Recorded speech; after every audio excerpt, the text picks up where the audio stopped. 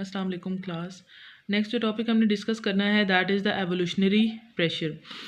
Evolutionary pressure क्या है? हम कहते हैं एवोल्यूशन जो है वो आपके पास एक ऐसी टर्मिनोलॉजी है जिसको हम डिफ़ाइन करते हैं एज द ग्रेजुअल चेंजेस। हम कहते हैं स्लोली स्लोली जो है वो स्पीशीज़ की बॉडी के अंदर जो है वो क्या है, चेंजेस आती रहती हैं और वो आपके पास एक स्पीशी दूसरी स्पीशी के अंदर कन्वर्ट होके रह जाती है। मतलब टोटली आपके पास उसकी बॉडी जो है, उसके फंक्शंस करने का तरीका, उसका स्ट्रक्चर जो है वो आपके पास चेंज हो जाता है। सो हम कहते हैं एवोल्यूशनरी प्रेशर क्या है।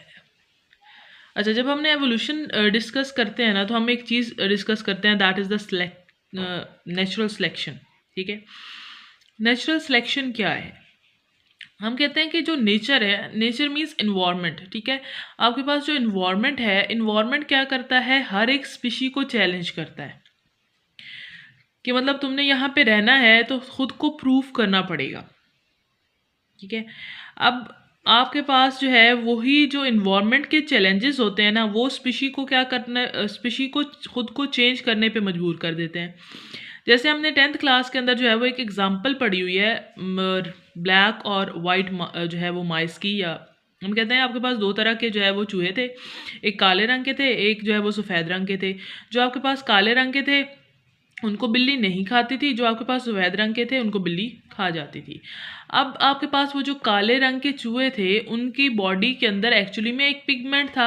उस पिगमेंट की प्रोडक्शन की वजह से उसके बॉडी के अंदर काला रंग आ जाता था।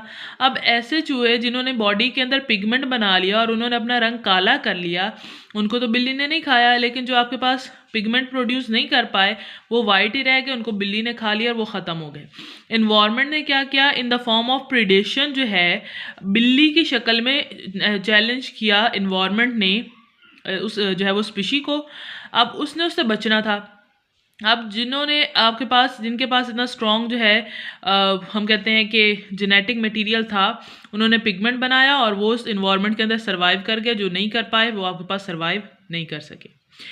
अब आपके पास कोई भी ऐसा फैक्टर जो आपके पास क्या करता है, हम कहते हैं आपके पास कोई भी ऐसी फोर्स जो आपके पास क्या करे, किसी भी एक इंडिविजुअल को जो है उसको चेंज करने पे मजबूर कर देती है, that is known as the evolutionary pressure.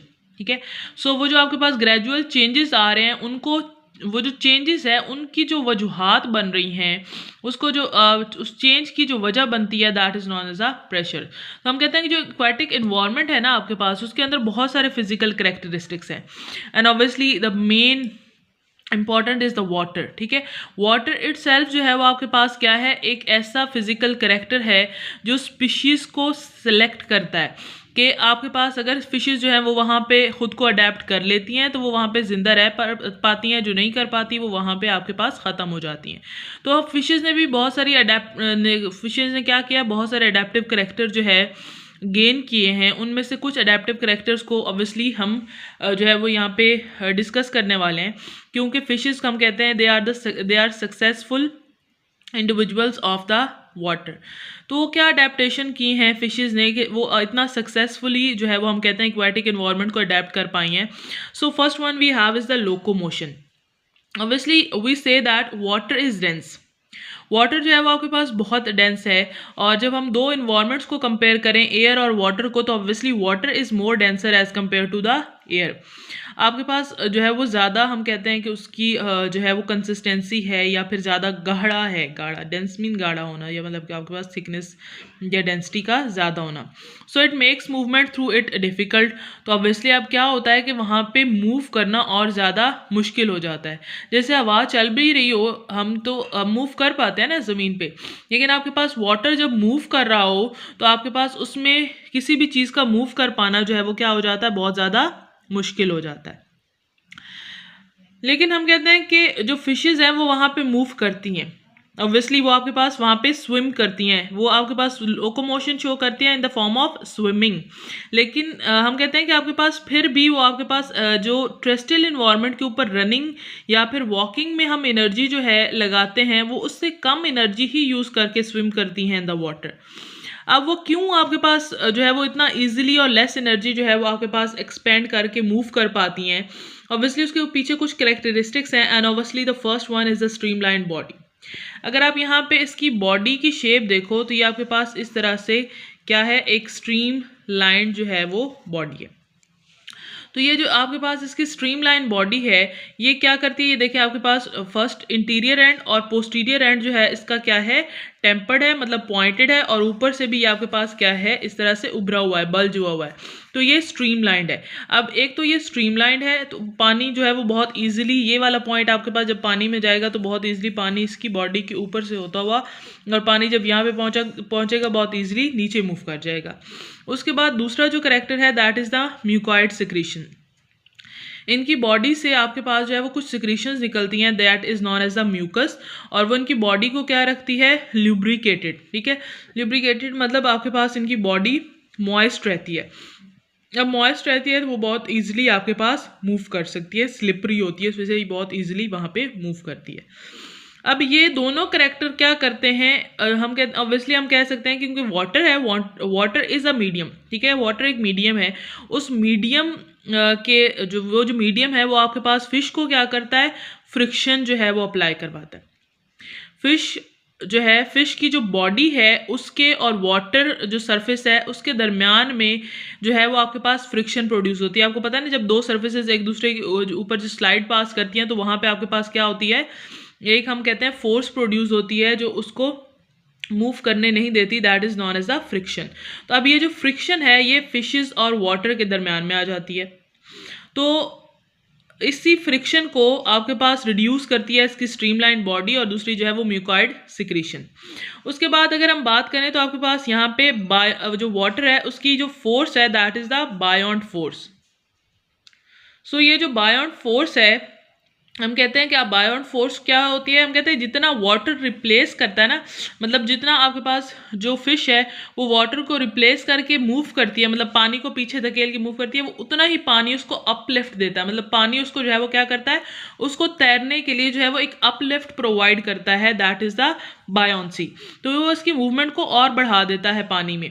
हम कहते हैं जो फिशेज हैं वो बहुत कम एनर्जी जो है वो आपके पास यूटिलाइज करती हैं for moving in the water as compared to on the earth के ऊपर obviously they are also facing the force of gravity but lesser than the terrestrial। फिर हम बात करें अगर यहाँ पे, तो हम कहते हैं कि जो आपके पास फिशेज हैं वो उनके पास एक जो है वो लोकोमोटरी स्ट्रक्चर भी है, that is in the form of appendages which are fins. तो इनकी बॉडी के ऊपर जो है वो फिन्स मौजूद है जिनके ज़रिए से ये पानी में मूव कर पाती हैं। उसके अलावा इनकी जो बॉडी वॉल है, इनकी बॉडी वॉल जो है इनकम्प्रेसिबल जो वाटर है उसके अंदर बहुत ईजिली मूव कर पाती है। मतलब ये आपके पास इनकम्प्रेसिबल मतलब जो आपके पास कंप्रेस ना हो या आपके पास जो है उसमें कंप्रेशन ना आए। तो आपके पास जो है यहाँ पे जो बॉडी वॉल है वो पानी के अगेंस्ट जो है वो क्या करती है, वर्क करती है ताकि फिश जो है वो मूव कर सके। अब दूसरी चीज़ जो है वो बहुत तीसरी चीज़ जो है हम कहेंगे बहुत इंपॉर्टेंट है। पहली तो ऑब्वियसली आपके पास स्ट्रीमलाइन बॉडी थी, दूसरी म्यूकॉइड सिक्रीशन, तीसरी जो है वो वाटर ने प्रोवाइड कर दी बायोंट प्रॉपर्टी, और चौथी जो है obviously that is the muscles bundle of fishes.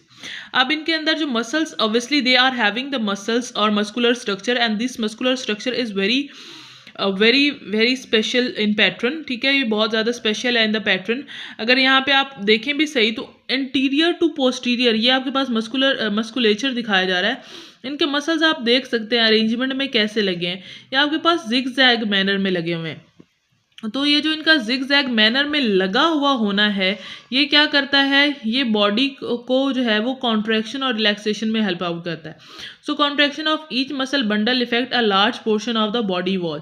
तो जब ये आपके पास जिग जैग मैनर में, अगर आपके पास सर्कुलर और लॉन्गिट्यूडनल होता है तो फिर इनका जो है वो आपके पास ऑब्वियसली मैनर जो है वो सेम होता मतलब मूवमेंट का। लेकिन जब ये जिग जैग लगे हैं तो ये ज़्यादा बॉडी को क्या करते हैं, कॉन्ट्रैक्ट और रिलैक्स करवा पाते हैं।